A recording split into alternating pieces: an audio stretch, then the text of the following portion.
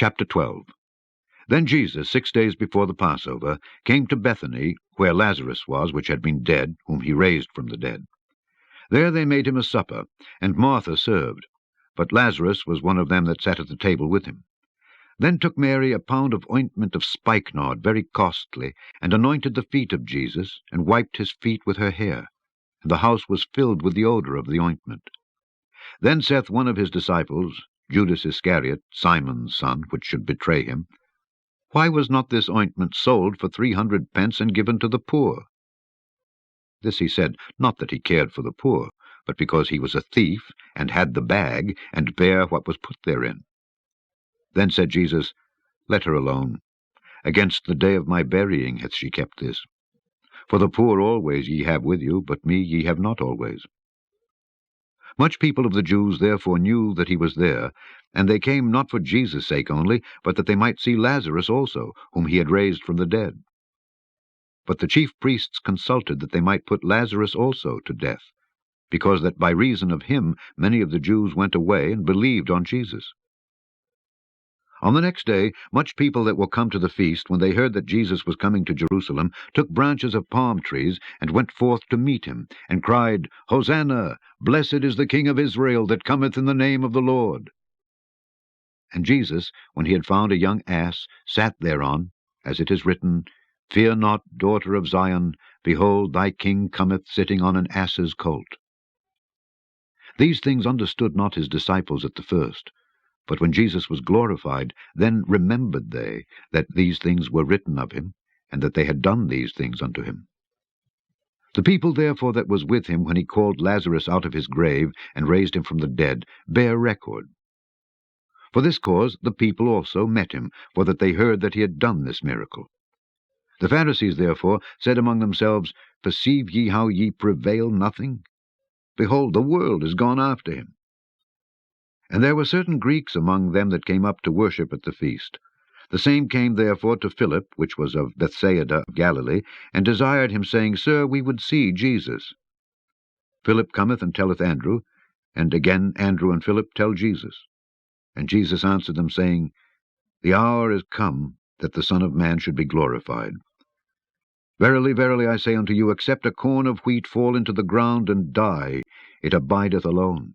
But if it die, it bringeth forth much fruit.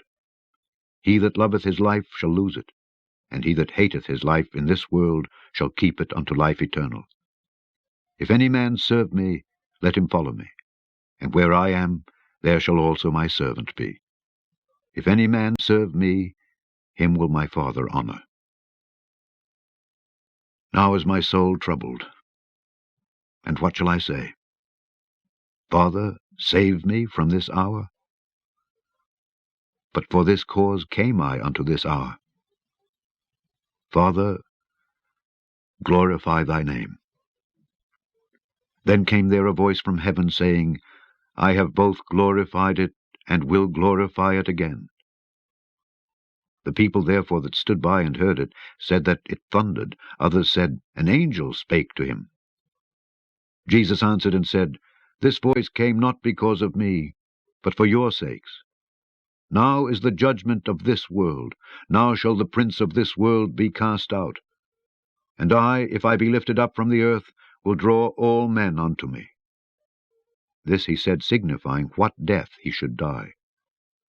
The people answered him, We have heard out of the law that Christ abideth forever. And how sayest thou, the Son of Man must be lifted up? Who is this Son of Man? Then Jesus said unto them, Yet a little while is the light with you. Walk while ye have the light, lest darkness come upon you. For he that walketh in darkness knoweth not whither he goeth. While ye have light, believe in the light, that ye may be the children of light. These things spake Jesus, and departed, and did hide himself from them. But though he had done so many miracles before them, yet they believed not on him, that the saying of Esaias the prophet might be fulfilled, which he spake, Lord, who hath believed our report, and to whom hath the arm of the Lord been revealed? Therefore they could not believe, because that Esaias said again, He hath blinded their eyes, and hardened their heart, that they should not see with their eyes, nor understand with their heart, and be converted, and I should heal them. These things said Esaias, when he saw his glory, and spake of him. Nevertheless, among the chief rulers also many believed on him, but because of the Pharisees they did not confess him, lest they should be put out of the synagogue.